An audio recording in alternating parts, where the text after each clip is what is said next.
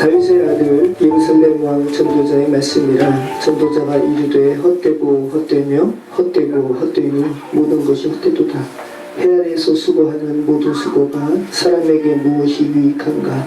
한 세대는 가고 한 세대는 오되 땅은 영원히 있도다. 아멘. 네, 우리 오늘 전도서 말씀 살펴보도록 하겠습니다. 전도서 말씀 살피기 전에 잠언 말씀 잠시 언급하도록 하겠습니다. 여러분, 묻 영혼에게 있어서 가장 큰 지혜는 뭘까요? 네, 하나님을 아는 지식. 그 하나님을 아는 지식은 여러분을 어디에서 어디로 인도합니까? 사망에서 영원한 생명으로 인도합니다. 그죠? 네, 하나님을 아는 지식이 가장 큰 지혜고, 그래서 그 지혜는 하나님께서 우리에게 허락하신 지혜입니다. 그래서 잠언에서는 그 하나님의 지혜를 그리스도를 의인화해서 묻 영혼들에게 전하고 있었습니다. 하나님의 지혜를. 여러분 한번 잘 생각해 보시죠. 잠언에서 지혜가 외쳐지는 장소가 어디라고 그랬습니까? 길거리고 광장입니다. 그죠? 네. 그런데 성경이 또 말하고 있었는데 그 길거리 광장에서 또 외쳐지는 소리가 있었죠. 누구의 소리였어요? 음녀의 소리. 여러분의 사망의 길로 수월로 인도하려고 하는 음녀의 소리도 똑같이 광장에서 외쳐졌습니다. 그럼 여러분, 광장이 어떠한 곳이라는 거예요? 여러분이 살아가는 모든 영역이에요. 그죠? 삶의 모든 영역. 잠언은 광장에서 외쳐지는 생명으로 부르는 소리와 또 사망으로 끌고 가는 그 음녀의 소리를 각각 현숙한 여인과 음녀라는 대조와 대꾸를 이용해서 여러분에게 진리의 말씀을 증거하고 있었습니다. 여러분, 그러면 각각의 영혼에게 둘 중에 하나의 소리는 들리겠죠? 그럼 어떤 소리가 그들 영혼에게 들릴까요? 각각 무엇에 관심 갖는가에 따라서 그 관심 갖는 소리가 들리겠죠. 그들 자신이 무엇에 관심을 갖는가에 따라서 동일한 광장에서, 동일한 삶의 영역에서 각각 외쳐지는 지혜와 음료의 소리가 선택되어진 상태로 그들에게 들릴 겁니다. 생명에 관심을 갖고 지혜의 귀를 기울인다면 지혜가 광장에서 여러분에게 외쳐지는 소리가 들릴 것이고요. 그죠? 부질없는 세상의 소리에 관심 갖는다면 여러분의 수월의 길로 인도하는 음료의 소리가 들릴 겁니다. 여러분에게는 지금 생명으로 인도하는 소리와 사망으로 인도하는 음료의 소리 중에 어느 것이 더 크게 들리세요? 생명의 소리가 더 크게 들리세요? 감사하죠. 네, 그렇게 고백될 수 있다면 얼마나 감사해요. 그죠? 네, 감사한 거죠. 자, 한번 곰곰이 한번 자신에게 어떤 소리가 더 크게 들리는가 생각해 보시기 바랍니다. 오늘 말씀 나누도록 하겠습니다. 자, 전도서인데요. 자, 전도서라는 한글 성경의 제목은 책서자니까, 그래서 전도자의 책이라는 뜻입니다. 전도서. 그런데 히브리어 표제는 전도자의 책이라는 의미가 아니라 그냥 전도자에 더 가까운 코헬렛이라는 단어입니다. 그래서 코헬렛은 소집하다, 회합하다라는 카알에서 온 말입니다. 그래서 회중 앞에서 설교하는 자, 회중 앞에서 말하는 자라는 의미가 코헬렛의 본 의미입니다. 회중 앞에서 말하는 자. 그러니까 책이 아니라는 거예요.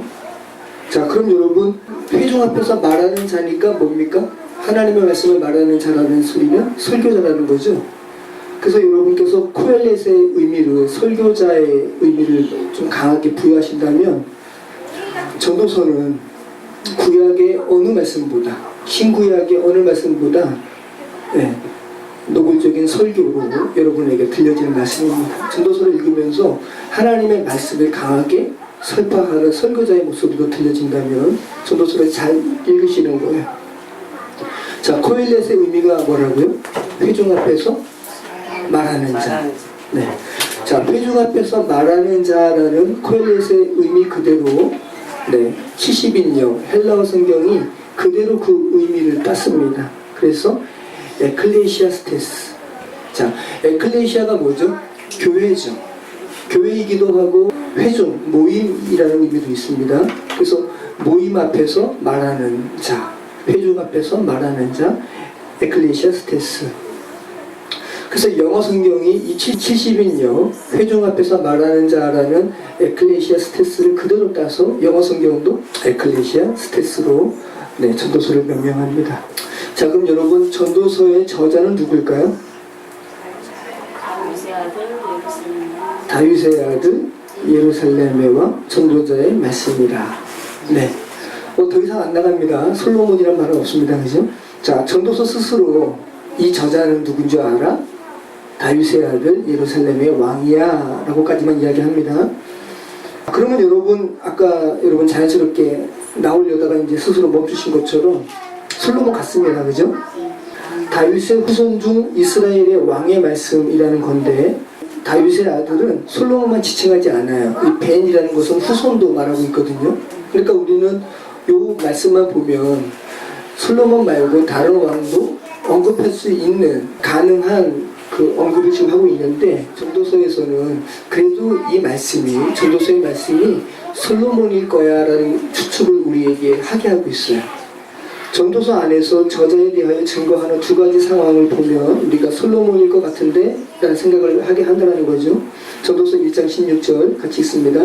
내가 내 마음속으로 말하여 이르기를 보라 내가 크게 되고 지혜를 더 많이 얻었으므로 나보다 먼저 예루살렘에 있던 모든 사람들보다 낫다하였나니 내 마음이 지혜와 지식을 많이 만나 보았습니다. 네, 예루살렘에 있던 어떤 자들보다 지혜가 내가 더 많아.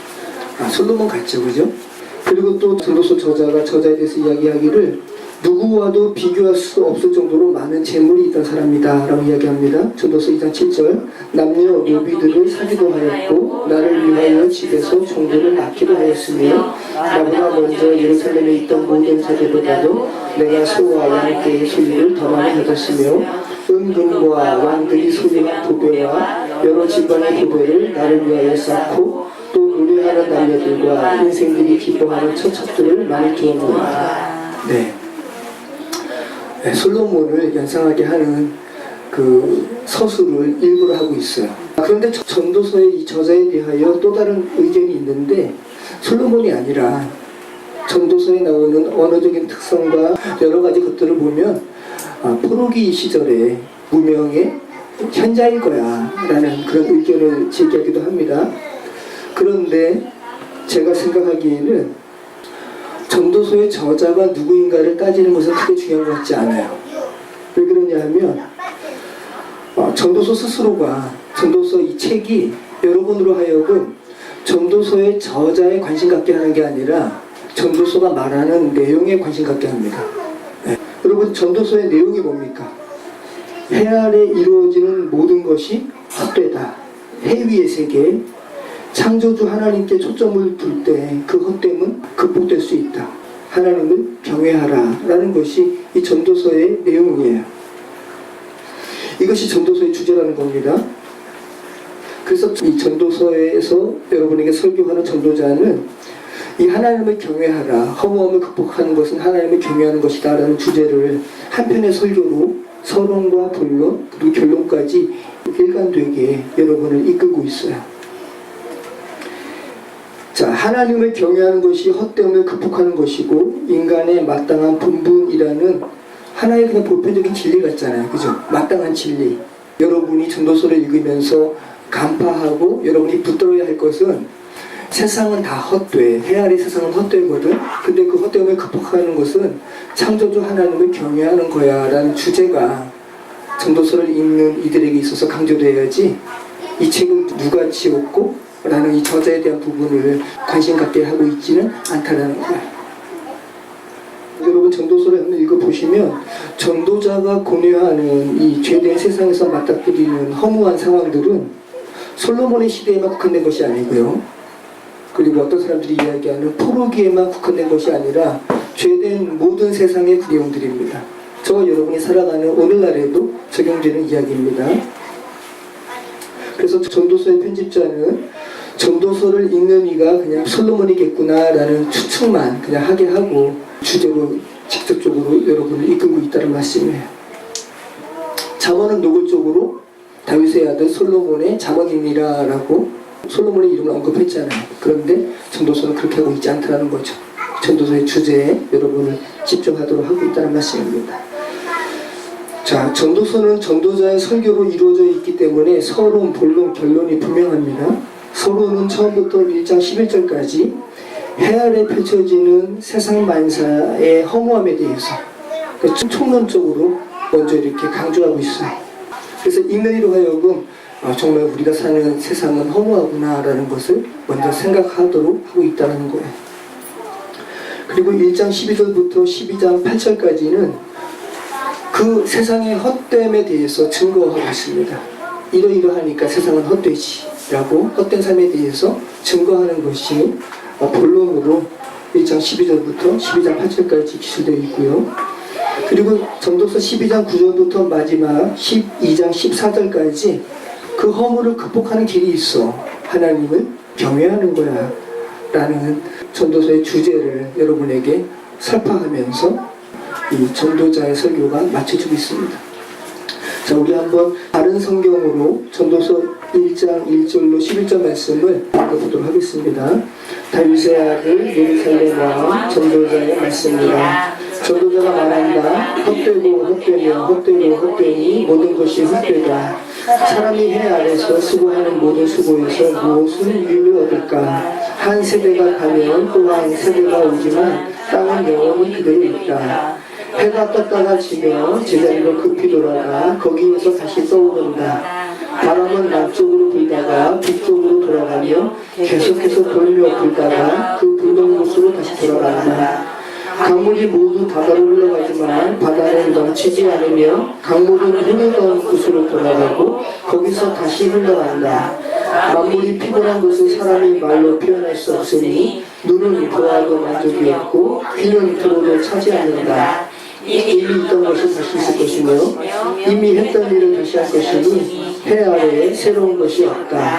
보아라, 이것은 새 것이다 라고 말할 수 있는 것이 있을까?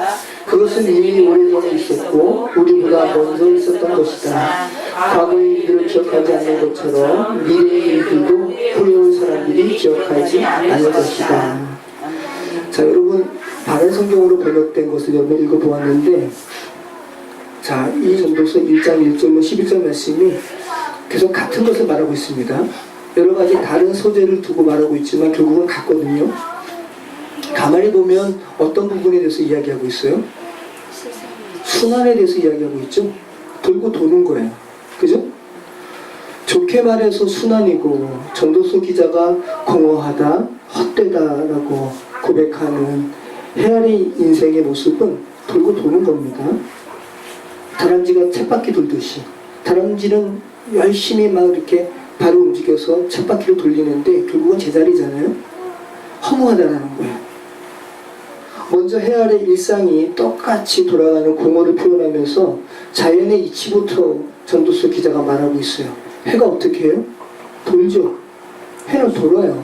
동쪽에서 서쪽으로 가는 것 같지만 돌고 돌아서 결국은 물론 지구가 도는 거지만 그래서 동에 서서 돌단 말이죠.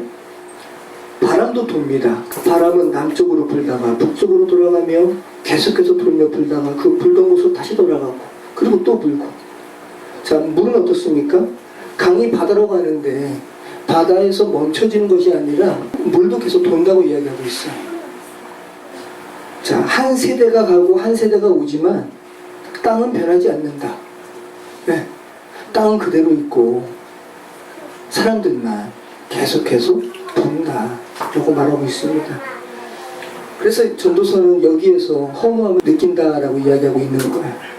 여러분, 이전 사람들 중에 지금 여기 한국 땅만 해도 얼마나 많은 사람들이 이렇게 지난 삶을 살다가 지금 하나님의 품으로 다시 돌아갔겠어요. 근데 이전 사람들이 여러분에게 기억되는 사람이 있어요? 이순신 장군? 그런 거 말고. 그죠?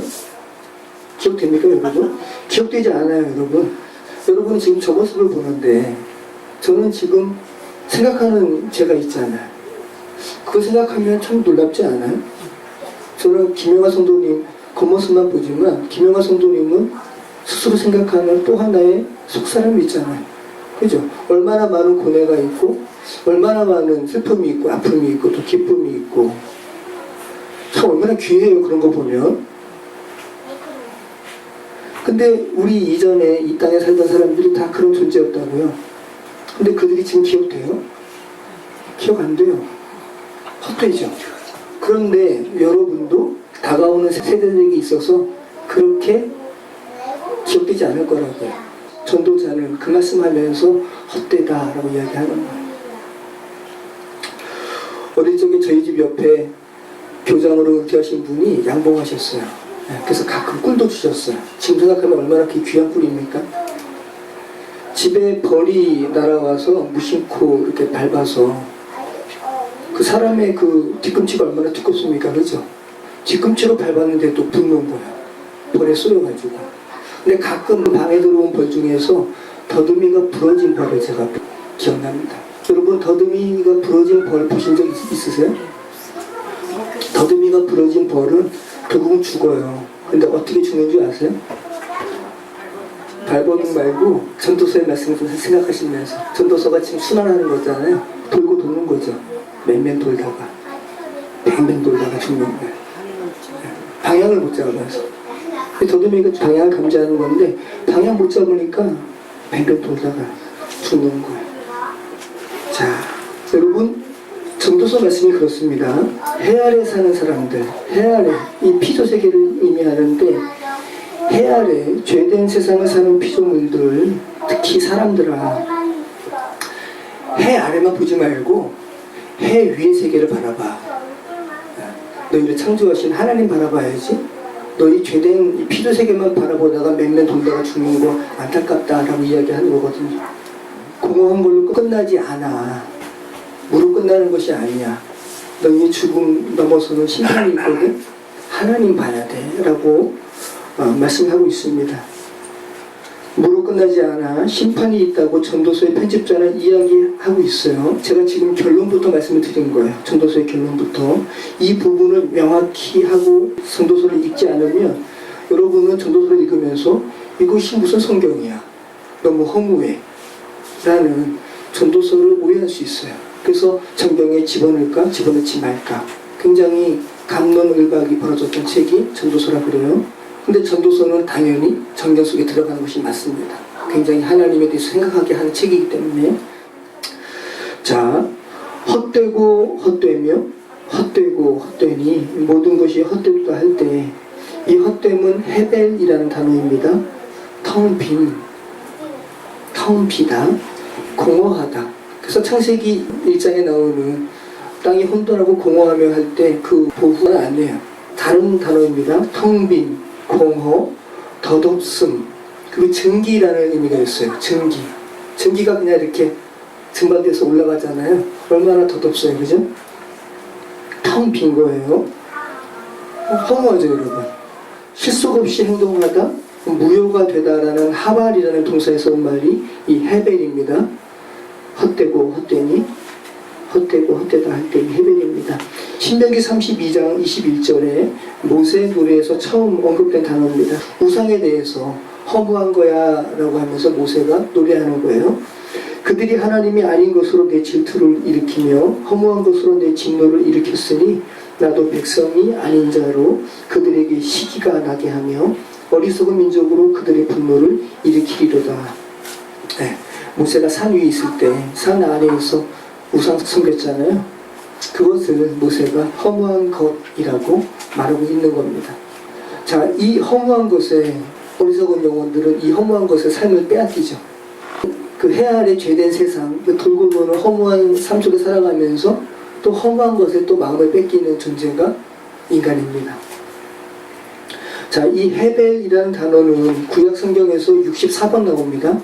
많이 나오죠? 그런데 전도서에서만 30번이 나와요.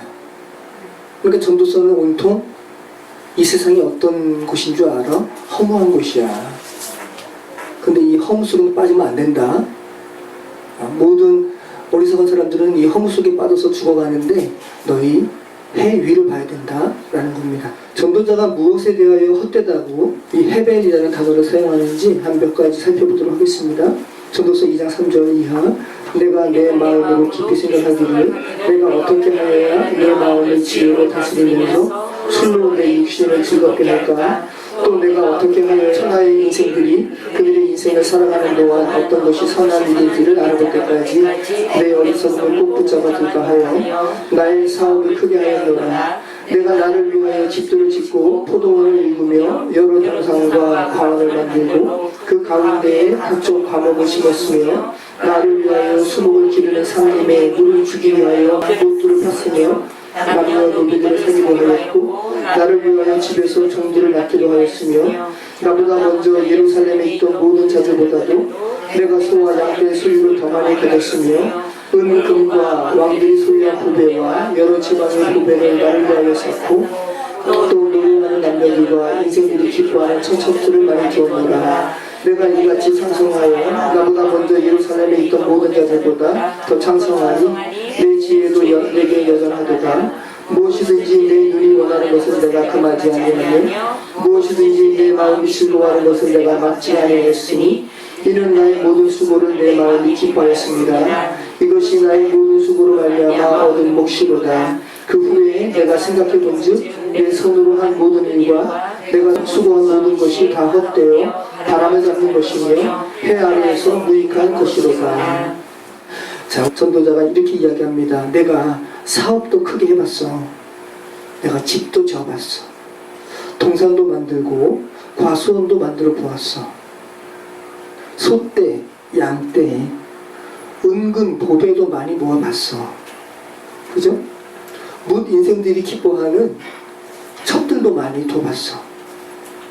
지혜도 여전했고 내 마음에 원하는 것 금하지 않고 다 해봤어. 굉장한 사람이죠. 그런데 전도자가 이야기하는 거예요. 그 후에 생각해보니 뭐라는 겁니까? 헛되네. 그죠? 바람을 잡는 것 같다. 여러분 바람 잡을 수 있습니까? 네. 여러분 그런데 이 고백을 솔로몬이라 추정되는 이 전도자만 했을까요? 아니죠? 솔로몬만큼은 아니지만 나름대로의 부를 가졌던 사람들이 그 인생에 이런 고백을 할 만한 순간에, 그죠? 하나님께서 호흡을 가져가는 순간에 헛되다 라는 고백을 했을 거 아닙니까? 그죠? 지금도 하면서 마지막을 장식하는 사람이 있겠죠. 솔로몬만큼은 아니지만 나름대로의 부를 가졌던 사람들이 그 부를 가지고 가는 것이 아니었구나. 근데 내가 이렇게 부질없이 이런 삶을 살았네 라고 허무함을 토로하는 그 순간이 얼마나 많은 영혼들에게 닥쳤겠습니까? 그리고 지금 닥치고 있고 앞으로도 닥칠 거고 참 헛되다. 바람을 잡는 것 같다 라는 고백을 얼마나 많이 하고 했을까요? 자, 전도서 2장 18절 내가 해 아래에서 내가 한 모든 수고를 미워하였느니 이는 내 뒤를 이을 이에게 남겨지게 되니라. 그 사람이 지혜자일지 인내자일지야 누가 알려나는 내가 해 아래에서 내 지혜를 다하여 수고한 모든 결과를 다 그가 관리하더니 이것도 헛되다. 그러므로 내가 해 아래에서 한 모든 수고에 대하여 내 마음에 실망하였도다. 어떤 사람은 그 지혜와 지식과 재주를 다하여 수고했어도 그가 얻은 것을 수고하지 아니한 자에게 그의 몫으로 넘겨주리니 이것도 헛된 것이며 큰 악이로다. 사람이 해안에서 행하는 모든 수고와 마음에 쓰는 것이 무슨 소득이 있으랴. 일평생에 근심하며 수고하는 것이 슬픔뿐이라. 그의 마음이 밤에도 쉬지 못하나니 이것도 헛되노라. 참 헛되죠 여러분. 자기가 뼈 빠지게 쓰고 있는데 정작 그 결과가 타인에게 가는 것 보니 참 헛되다. 그죠? 그런데 이런 일들이 얼마나 많이 벌어집니까? 일평생 근심과 수고한 결과가 슬픔뿐이다. 마음이 밤에도 쉬지 못한다.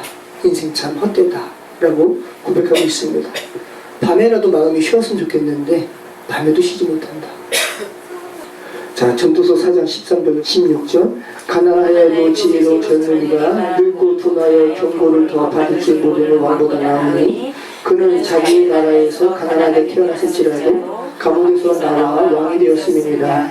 내가 본 적 해 아래에서 다니는 인생들이 왕의 다음 자리에 있다가 왕을 대신하여 일어난 젊은이와 함께 있고 그의 치질을 받는 모든 백성들이 무서워했을지라도 후에 오는 자들은 그를 기뻐하지 아니하리니 이것도 헛되어 바람을 잡는 것이로다. 자, 여러분, 해 아래 세계는 불의가 판치는 세계인데 이 불의가 판치는 죄된 세상에서 가난한 자가 감옥에 갔습니다. 근데 그 감옥에 간 가난한 자가 왕이 되기도 합니다. 의미 있죠. 그가 아무리 통치를 잘했을지라도 통치를 너무 잘했습니다. 야, 왕 참 훌륭하다 라고 칭송을 받을지라도 그 백성의 다음 세대는 그 왕을 기뻐하지 않는다라는 거예요. 백성의 속성이 참 헛되다.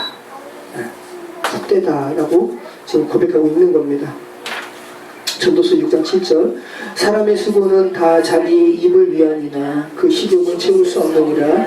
지혜자가 우매자보다 나은 것이 무엇이냐. 살아있는 자들 앞에서 행할 줄을 아는 가난한 자에게는 무슨 유익이 있는가. 눈으로 보는 것이 마음으로 공사하는 것보다 나으나 이것도 헛되어 바람을 잡는 것이로다. 이미 있는 것은 무엇이든지 오래전부터 그의 이미 빌린 바 되었으며 사람이 무엇인지도 이미 안바되었나니 자기보다 강한 자와는 능히 다툴 수 없느니라. 헛된 것을 더하게 하는 많은 이들이 있나니 그것들이 사람에게 무슨 일이 있으랴. 헛된 생명의 모든 날을 그림자같이 보내는 이 평생에 사람에게 무엇이 낙인지를 누가 알며 그 후에 해 아래에서 무슨 일이 있을 것을 누가 능히 그에게 보아리요. 사람의 수고는 다 자기의 입을 위함이니 그 식욕은 채울 수 없느니라. 여러분, 참 오늘날 우리 시대가 정말 먹는 것을 탐하는 시대에 살아가죠. TV를 틀면 살기 위해 먹는 것이 아니라 먹기 위해 사는 것처럼 소위 먹방 프로가 아주 난립하고 있습니다. 난무하죠, 그죠? 자, 8절 말씀. 지혜자가 우매자보다 나은 것이 무엇이냐. 살아있는 자들 앞에서 행할 줄 아는 가난한 자에게는 무슨 유익이 있는가. 자, 무슨 말인지 좀 어렵죠. 이해가 안 됩니다. 그래서 공동 번역을 제가 한번 보니까 이렇게 번역했습니다. 지혜로운 사람이 어리석은 사람보다 나은 점이 있는 것도 아니다. 인생을 어떻게 살아야 할지 안다고 해도 가난하면 아무 소용이 없다. 자, 이것이 죄된 세상에서 펼쳐지는 것이기 때문에 그렇습니다, 여러분. 여러분 오해하시면 안 되고요. 자, 마음으로 보는 것보다 눈으로 보는 것이 낫다. 그죠, 여러분? 생각하는 것보다 신물로 보는 것이 낫죠. 그런데 그것도 헛된 거야 라고 이야기하고 있어요. 헛된 생명의 모든 날을 그림자같이, 그림자는 실체가 아니에요. 그림자지. 근데 헛된 생명의 모든 날을 그림자같이 지낸다. 그죠? 그 그림자처럼 지내는 일평생에 진정한 낙이 무엇인지 누가 알겠냐. 헛되다. 그가 죽은 다음에 무슨 일이 벌어질지 누가 그에게 말할 수 있는가? 없다. 헛되다. 자, 전도서 7장 6절. 우매한 자들의 웃음소리는 솔 밑에서 가시나무가 타는 소리 같으니 이것도 헛되니라. 참 재밌게 표현하고 있는데, 어리석은 사람의, 그러니까 나름대로 지혜롭다 생각하는 사람들도 지금 성경이 말하는 말은 어리석은 자입니다. 하나님은 모르는 자니까. 그들이 의미 있게 웃음 짓는 것도, 그죠? 나름 이 죄된 세상에서 지혜롭다 생각하는 자들의 웃음소리가 어떤 줄 아니? 마치 손 밑에서 가시나무 타는 소리 같아요. 자, 가시나무도 그렇게 쓸모가 없습니다, 여러분. 그죠? 그래서 태우는 거예요. 자, 어떤 소리가 날까요? 타닥타닥타닥. 얼마나 가치 없어 보이는 소리입니까, 그죠? 지금 그 얘기 하는 거예요. 참 가치 없다. 헛되다. 의미 없다. 참 전도자가 놀라운 표현을 하고 있습니다. 전도서 7장 15절. 내 허무한 날을 사는 동안 내가 그 모든 일을 살펴보았더니 자기의 의로움에도 불구하고 멸망하는 의인이 있고 자기의 악행에도 불구하고 장수하는 악인이 있으니 지나치게 의인이 되지도 말며 지나치게 지혜자도 되지 말라. 어찌하여 스스로 편안하게 하겠느냐. 네, 악한 시대를 살아가는 신앙적인 고민과 갈등 속에 자리 잡은 헛됨에 대해서 이야기하는 거예요. 지나치게 의인이 되면 좋죠. 그런데 이 헛된 세상은 지나치게 의인이 될 것도 아니고 지나치게 우매자도 되지 마. 왜? 헛된 세상이니까. 진정한 의미를 발견하지 못하는 세상이니까. 그러니까 지혜롭게 살아가는 거죠. 자, 전도서 8장 10절. 그런 후에 내가 본즉 악인들은 장사지는 바 되어 거룩한 곳을 떠나 그들이 그렇게 행한 성읍 안에서 잊어버린 바 되었으니 이것도 헛되도다. 악한 일을 당한 징벌이 속히 실행되지 아니하므로 인생들이 악을 행하는데 마음이 담대하도다. 죄인은 백걸이나 악을 행하고도 장수하거니와 또한 내가 아노니 하나님을 경외하여 그를 경외하는 자들은 잘 될 것이요 악인은 잘 되지 못하며 장수하지 못하고 그날이 그림자와 같으니 이는 하나님을 경외하지 아니하느니라. 세상에서 행해지는 헛된 일이 있나니 곧 악인들의 행위에 따라 벌을 받는 의인들도 있고 의인들의 행위에 따라 상을 받는 악인들도 있다는 것이라. 내가 이르노니 이것도 헛되도다. 네, 10절 말씀은 악인들이 결국은 죽어서 매장된 후에는 정작 악인들이 살던 그 성읍에 그 악인들도 잊혀진다는 거예요. 네, 헛되다라는 겁니다. 그리고 전도자가 전도서 지금 8장을 제가 읽은 거잖아요. 전도서는 12장까지 있잖아요. 그래서 설교 말미로 가면서 하나님을 경외하는 것에 대해서 조금씩 언급을 해요. 그죠? 네. 하나님을 경외하는 자가 헛됨을 극복하게 될 것임을 조금씩 말하고 있습니다. 전도서 9장 3절. 모든 사람의 결국은 일반이라. 이것은 해아에서 행해지는 모든 일이 중에 악한 것이니 곧 인생의 마음에는 악이 가득하여 그들의 평생에 미친 마음을 품고 있다가 후에는 죽은 자들에게로 돌아가는 것이라. 모든 산자들 중에 들어있는 자에게는 누구나 소망이 있음은 산개가 죽은 사자보다 낫기 때문이니라. 산자들은 죽을 줄을 알되 죽은 자들은 아무것도 모르며 그들이 다시는 상을 받지 못하는 것은 그들의 이름이 잊어버린 바 때문이라. 그들의 사랑과 미움과 시기도 없어진 지 오래이니 해 아래에서 행하는 모든 일 중에서 그들에게 돌아갈 것은 영원히 없느니라. 너는 가서 기쁨으로 내 음식물을 먹고 즐거운 마음으로 내 포도주를 마실지어다. 이는 하나님이 내가 하는 일들을 벌써 기쁘게 받으셨음이니라. 내 의복을 항상 희게 하며 내 머리에 향기름을 그치지 아니하도록 할지니라.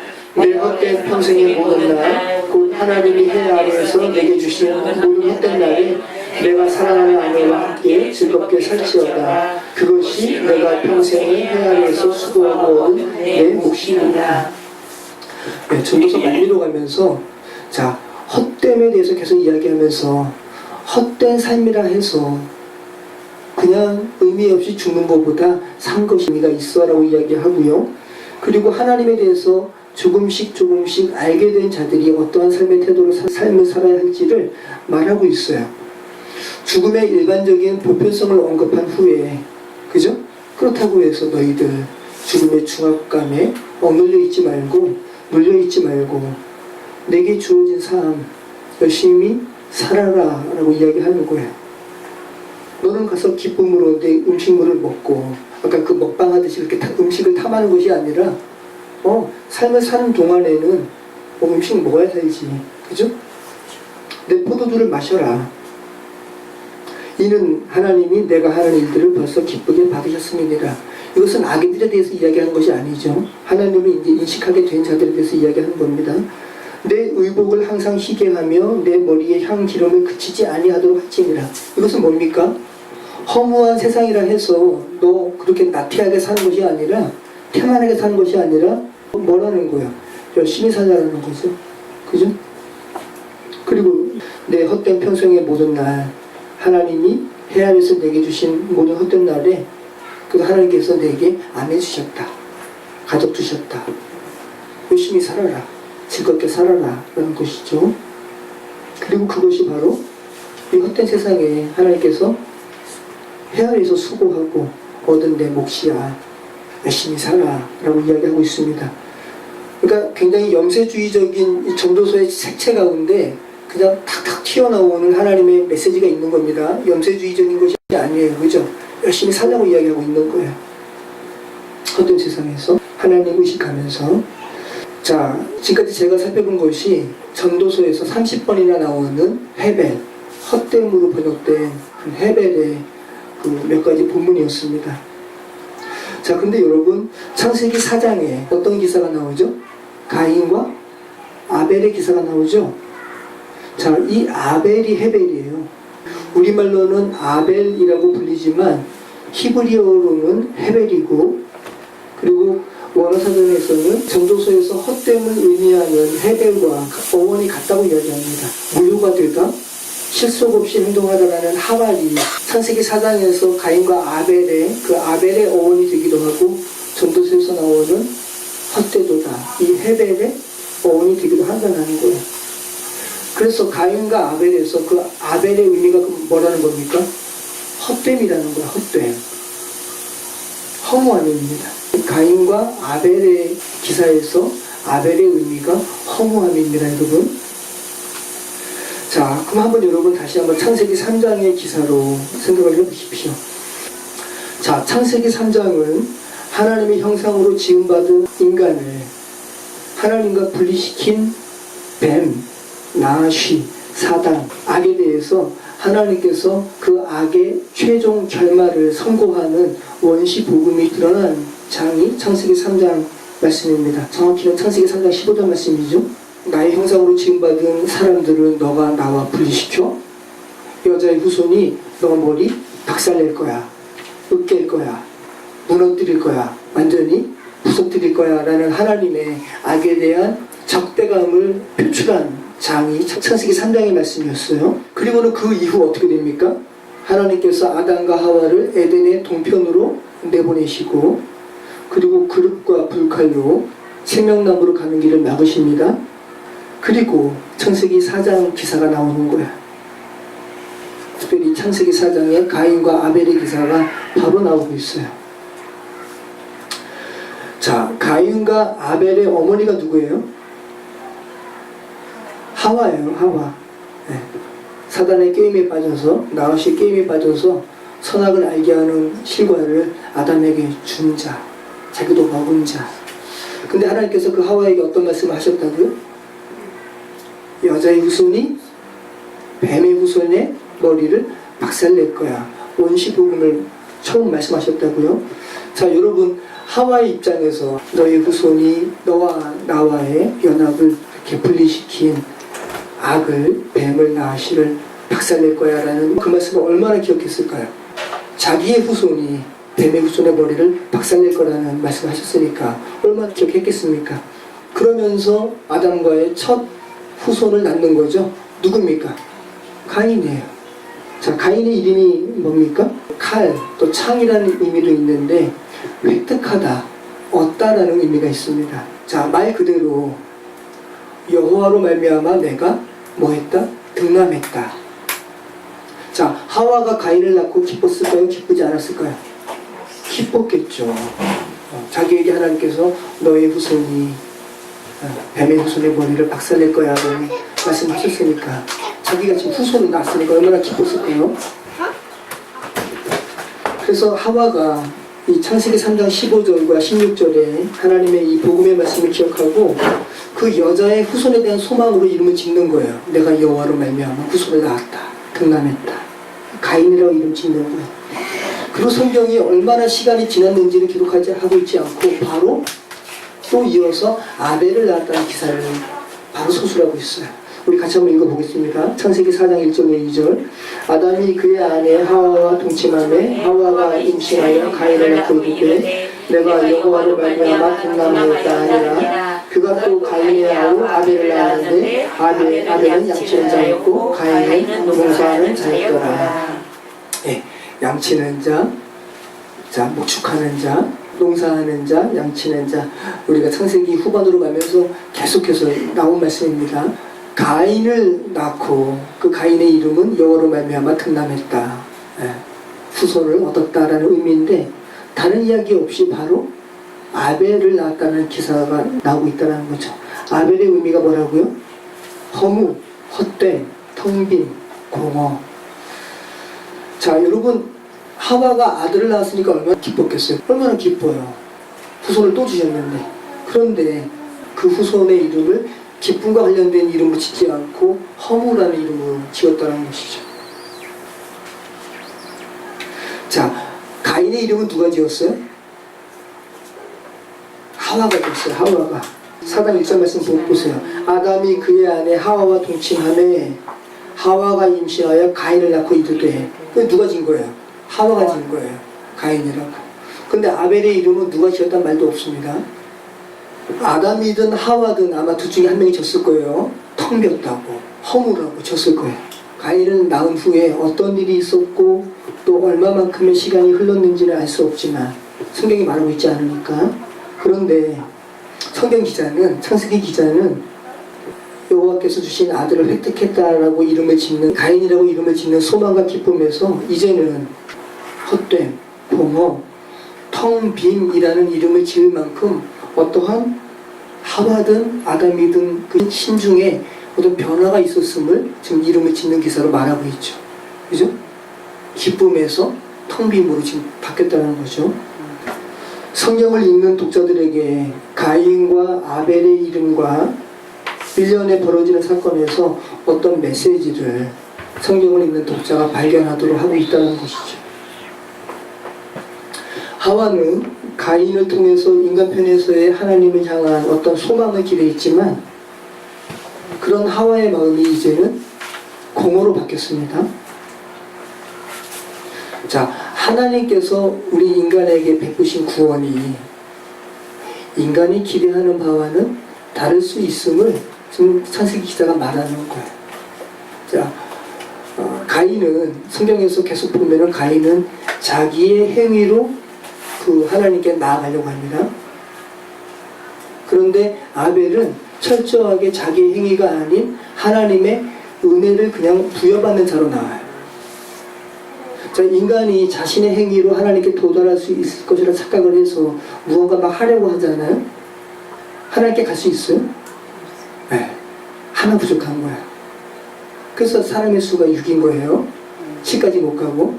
안타까운 거예요. 거의 갈 수 있을 것 같은데 하나 부족한 거예요. 나 이만큼 올라갔는데 결국은 떨어지네. 허무한 거죠. 그죠? 허무한 거예요. 하나님의 구원이 하와가 생각한 것과는 다르다는 것을 하와가 어렴풋이 알게 되었습니다.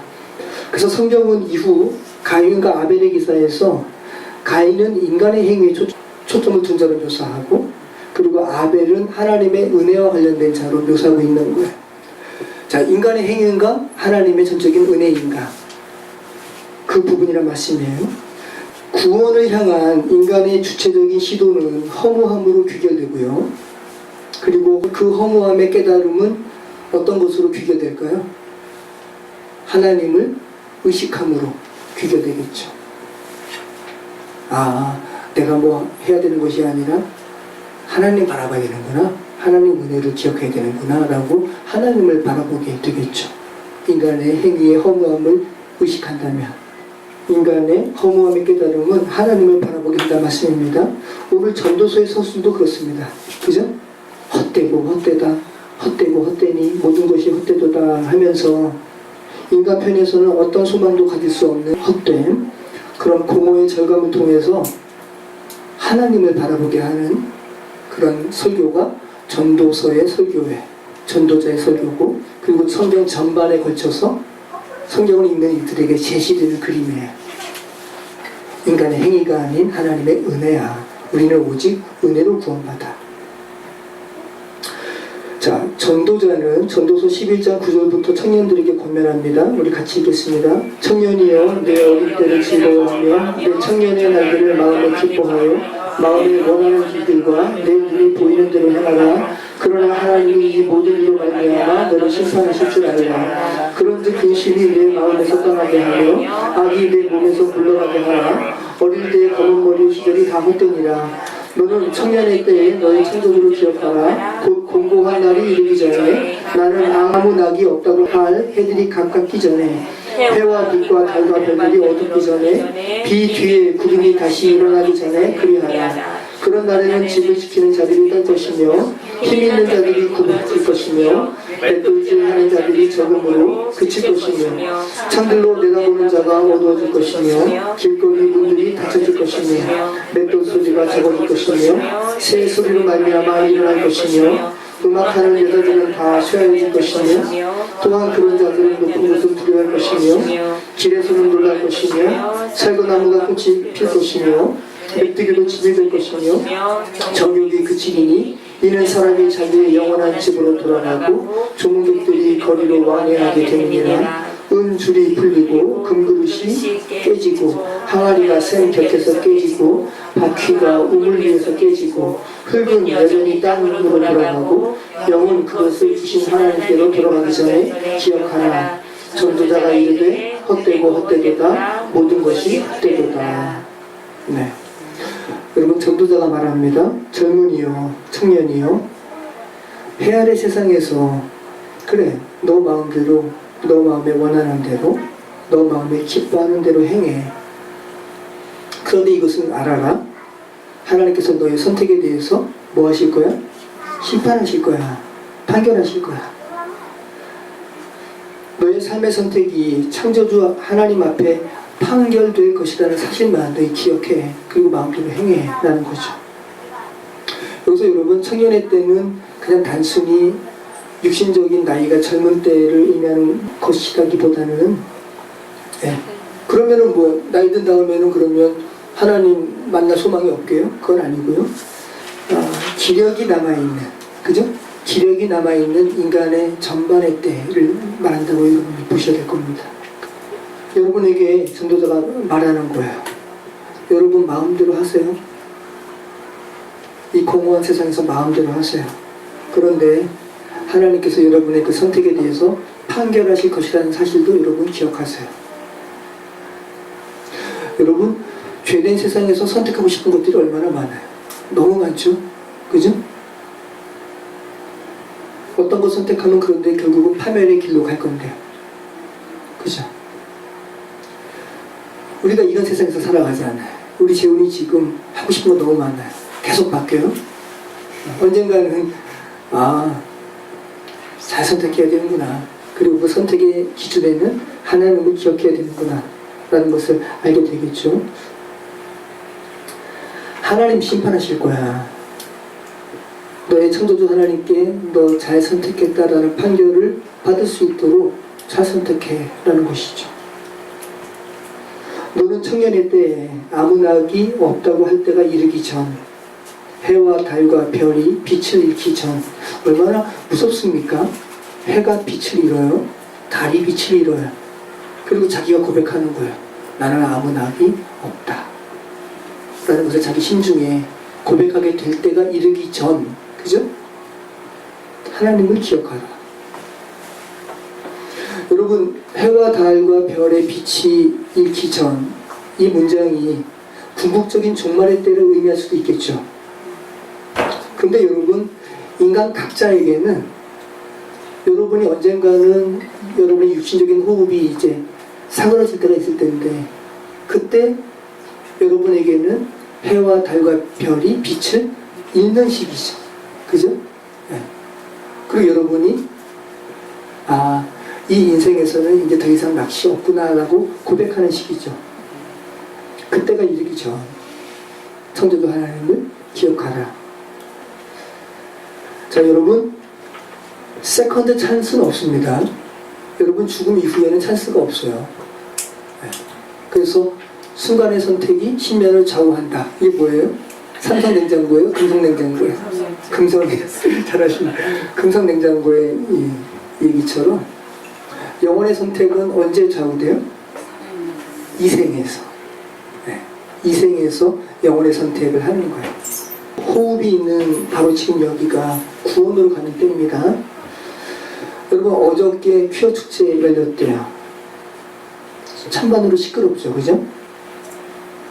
근데 여러분 전도서의 말씀을 한번 생각해 보시죠. 자기가 그거 좋다는데, 그죠? 관련된 법안도 발의가 됐답니다. 난리도 아닌 세상입니다. 동성애 잘못됐다라고 성경적인 발언을 하면 물론 어떤 이들은 성경적인 발언이 동성애 잘못됐다고 말하는 것이 성경적인 발언이 아니지 동성애도 사랑으로 감싸는 것이 성경적인 발언이라고 말하는 아주 혼란스러운 세상에 우리가 살아가는데 여러분 동성애자는 사랑해야죠? 그죠? 동성애자는 사랑하는 게 맞아요. 하나님의 형상으로 지음받은 사람들이니까. 근데 동성애는 그건 죄예요. 미워하는 것이 맞습니다. 근데 이런 판단조차도 흐트러진 세상에 우리가 지금 살아가는 거예요. 그리고 모 정당은 그 퀴어 축제에 참여했어요. 그러니까 표 얻으려고 퀴어 축제에 지지하고 참여하죠. 자, 여러분 한번 보십시오. 자기가 좋다는데 다들 그러는 거예요. 내가 좋다는데 그래 마음대로 해. 자기가 좋다는데 그런데 그것도 기억해. 하나님께서 지금 너가 좋다고 선택하는 거기에 대해서 판결하실 거야. 판결하신 하나님께서 살아계셔. 그것도 기억해. 라는 거죠. 정욕이 그칠 날이 있을 거야. 사람이 영원한 집으로 돌아가는 날이 있을 거고 조문객들이 너를 조문하러 사람들이 오는 날이 있을 거야. 너의 육신은 땅으로 돌아갈 거지만 영은 하나님께로 돌아갈 거야. 기억해 라는 겁니다. 헛되고 헛되니 모든 것이 헛되다. 너가 지금 의미 있다고 붙드는 그 가치도 헛되다.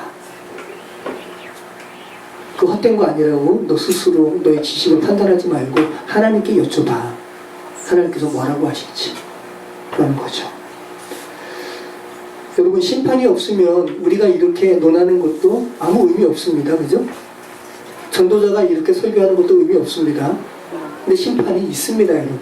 심판이 있기 때문에 전도자가 이 이야기하는 거고 성경이 저와 여러분에게 주어진 거예요. 오늘 전도자의 말처럼 신약의 히브리서 기자와 바울도 죽음 이후에 또 하나의 삶이 있다고 이야기하죠. 자, 히브리서 9장 27절 한 번 죽는 것은 사람에게 정해진 것이요 그 후에는 심판이 있으리니. 자, 고린도전서 15장 19절 만일 그리스도 안에서 우리가 바라는 것이 다만 이 세상의 삶뿐이면 모든 사람 가운데 우리가 더욱 불쌍한 자이리라. 그러나 이제 그리스도께서 죽은 자 가운데서 다시 살아나사 잠자는 자들의 첫 열매가 되셨도다. 사망이 한 사람으로 말미암았으니 죽은 자의 부활도 한 사람으로 말미암았도다. 아담 안에서 모든 사람이 죽은 것 같이 그리스도 안에서 모든 사람이 삶을 얻으리라. 자, 바울이 이렇게 이야기하잖아요. 그리스도 안에서 우리가 바라는 것이 다만 이 세상의 삶뿐이면 모든 사람 가운데 우리가 더욱 불쌍한 자다. 야, 하나님을 믿는 신앙, 그리스도를 신앙하는 이 신앙에 대한 결과적인 삶이 이 육신적인 삶뿐이면 세상에 우리처럼 불쌍한 사람은 없을 거야. 그죠? 단지 이 삶 때문에 우리가 이런 능욕을 받고 이렇게 그리스도를 신앙했다면 우린 불쌍한 자지. 그런데 그게 아니라 죽음 이후에 또 하나의 삶이 있어 라는 것을 논증하고 있는 거예요. 바울이. 아담 안에서 모든 사람이 죽은 것 같이 그리스도 안에서 모든 사람의 삶을 얻으리라. 지금 공허한 세상에서 벌어지는 모든 일들은 아담에서 죽은 사람들의 행위죠. 거기서 하늘을 바라보라는 겁니다. 해 아래 매몰되지 말고 해 위를 보라는 거. 자, 전도서 12장 13절 14절 같이 읽습니다. 이래 결국을 다 들었으니 하나님을 경외하고 그의 명령들을 지킬지어다. 이것이 모든 사람의 본분이니라. 하나님은 모든 행위와 모든 은밀한 일을 선악과에 심판하시리라. 네, 또 심판에 대해서 이야기하잖아요. 이것이 전도서의 마지막입니다. 여러분. 헛되고 헛되니 모든 것이 헛되고다 이야기하면서 마지막에는 뭐를 이야기하는 거예요? 심판을 이야기하는 거예요. 모든 것이 헛되는데 왜 심판을 이야기해요? 네.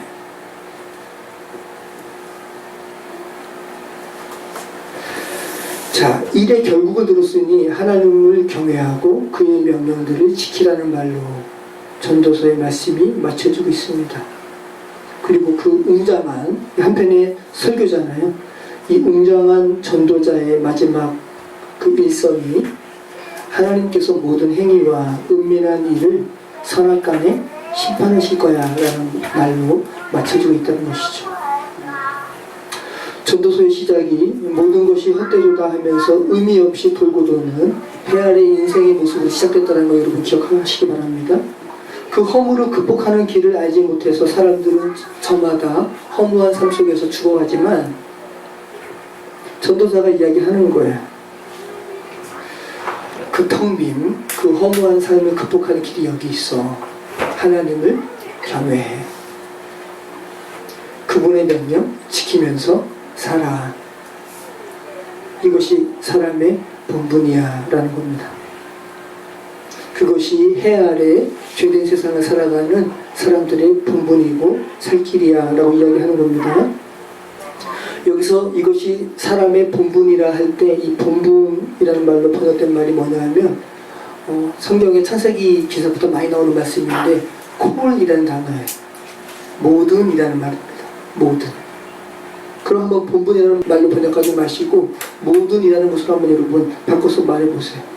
여호와를 경외하고 그의 명령들을 지킬지어다. 이것이 모든 사람의 모든 것이다. 여호와를 경외하는 것이 모든 것이야. 다른 거 없어 라고 이야기하는 거죠. 하나님을 경외하는 것이 전부야. 그분의 말씀, 그분의 법 지키는 것이 전부야 라는 겁니다. 그리고 다시 한번 전도자는 경고함으로써 말씀을 마치고 있습니다. 하나님께서 모든 행위, 모든 은밀한 일 심판하실 거야. 자, 성경은 말하고 있습니다. 인생의 무의미함은, 공허함은 목적 없이 맴맴 도는 것은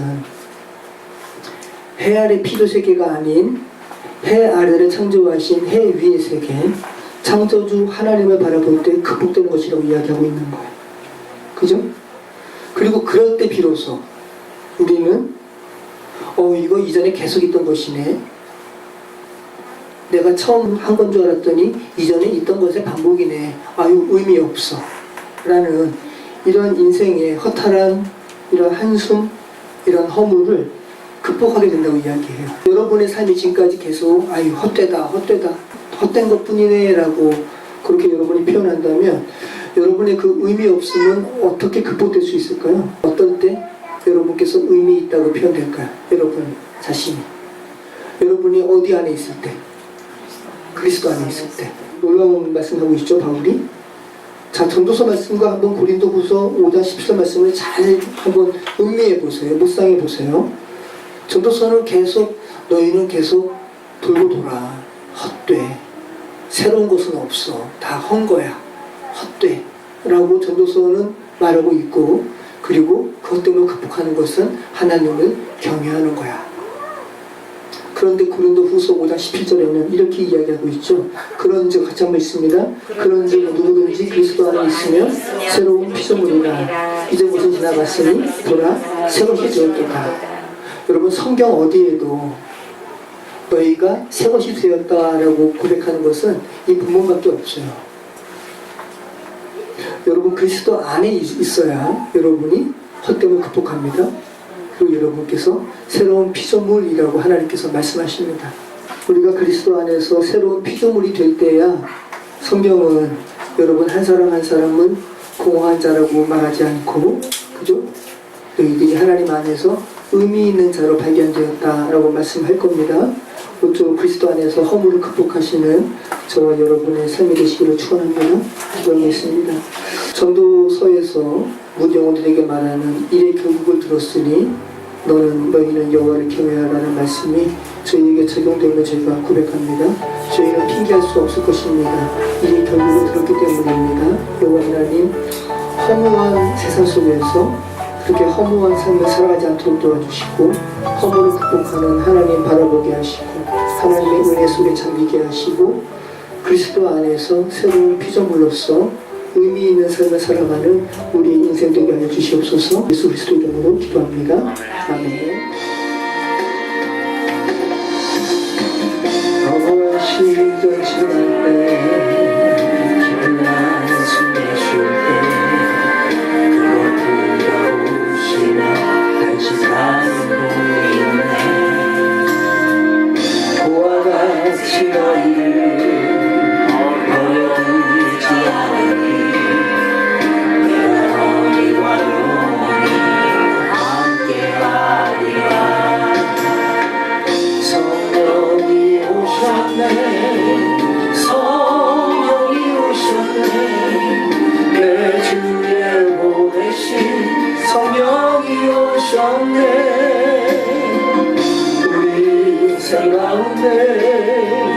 친히 찾아오셔서 그 나라 꾸게 하시네. 억울린 자라 진자 자유함이 없는 자 비명처럼 하시는 성령님 되시네. 주여 여기 계신 곳에 장자유가 있다네. 진리의 영이신 성령이 오셨네. 성령이 오셨네. 성령이 오셨네. 내 주에 보내신 성령이 오셨네. 우리 인생 가운데 친히 찾아오셔서 그 나라 꾸게 하시네. 우리 가사의 고백처럼 허무한 시절을 지나는 우리들을 안타까이 보시고